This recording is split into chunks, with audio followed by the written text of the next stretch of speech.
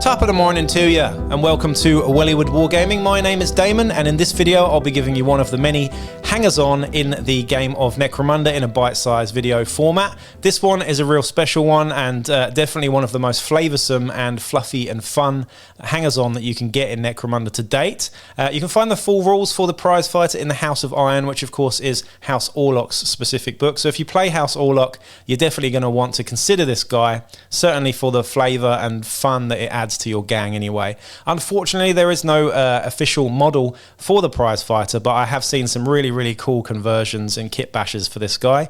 When I think of the prize fighter, I think of a bare knuckle fighter, kind of like Bronson. If you know about Bronson, Bronson was Britain's most notorious inmate. Still is, I think. It's still around, still in prison maybe. But Luton's where it's at. This guy got naked famously in his cell, lubed himself up with butter, I believe, and just fought a dozen prison guards off because they couldn't actually get hold of him. So I, for some reason, think of Bronson with his big moustache, like a old school English strongman. Really cool images conjured up with this guy. Of course, could be more of a sort of like gypsy, sort of bare knuckle fighter as well, which would be pretty cool too. But so many possibilities to make something really cool and kit bash something really nice up for this guy. For your Orlock gangs. Anyway, like I said, no official Forge World model yet, but I'm sure they will get round to doing one at some point because it is definitely one of the favourites, I think. Anyway, pick up House of Iron if you want to find the rules for this guy, of course. That is the Orlock book. You're going to need that if you want this guy. And here are the rules as follows. So if you want a prize fighter, you can only have one of them in your Orlock gangs. And like I said, they are specifically House Orlock. Unfortunately, you can't get them for any other gang. They're 40 credits. And the stats are as follows. So you've got a movement 5, weapon skill 3+, which is better than average, ballistic skill 5+, which is worse than average, strength 4 though, toughness 3, wounds 1, initiative 4, attacks 1, and the mental stats are 8+ leadership, cool 6+, willpower 7+, and an intelligence of 8+. So not smart. What I like about this guy though is he comes with absolutely nothing. So he is quite literally naked, no armor, no weapons, no war gear whatsoever, but comes with the Iron Jaw skill, which actually has got better in the recent iteration of the game. So the FAQ made it slightly better. It just makes your toughness higher when you're getting hit, I think. All right, so the reason why you're going to want to take this guy, though, of course, is for his special rule. Not just the sort of flavour and fun that he adds, but the special rule here, Bare Knuckle Fighter, is a really good one. And really conjures up exactly what a prize fighter or a bare knuckle fighter is in the 40k universe.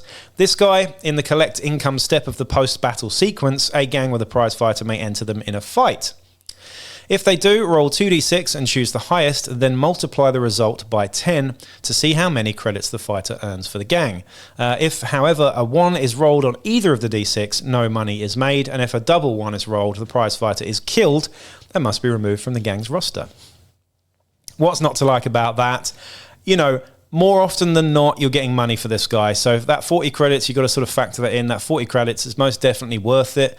Occasionally you're going to roll a 1 and you're not going to get anything. But I think, over 5 to 10 games, he's going to pay for himself that way. Of course, rolling nipples or snake eyes are a double 1 to most people. That is only a 1 in 36 chance, I believe, of happening. So it's not likely that's going to happen. Of course, that would usually happen to me in the first game because I'm just terrible with my dice. But yeah, rolling nipples on this guy is a 1 in 36, so it's definitely worth the 40 credits. Are you going to take him ahead of a rogue doc or a fixer or some of the better hanger-ons or hangers-on, should I say, or more generic ones that you can get for your Orlock? Most of the time, probably not, but I just think, me personally, I totally would take a prize fighter. You could even take him as an outcast leader as well, just for the lols. It would be quite funny. I'd quite like the idea of that, actually. In fact, I might do it. A prize fighter as a leader, a Bronson-themed gang. How about that? Anyway, that is the prize fighter. Not much more to talk about, really. Of course, anything that gives you extra money in a campaign, specifically in a campaign that is low on creds and income, is really important. So this guy's right up there with the fixer. It's not as reliable as the fixer, of course, but potential to win more money as well is really nice. So it's a nice addition to have in your campaigns. And again, it's only available for House Orlock. So I think if you're playing Orlock, you best take advantage of this one. And I'd probably get it in place of a fixer myself anyway. So that's the prize fighter. And I'll be back with another video real soon. Peace out.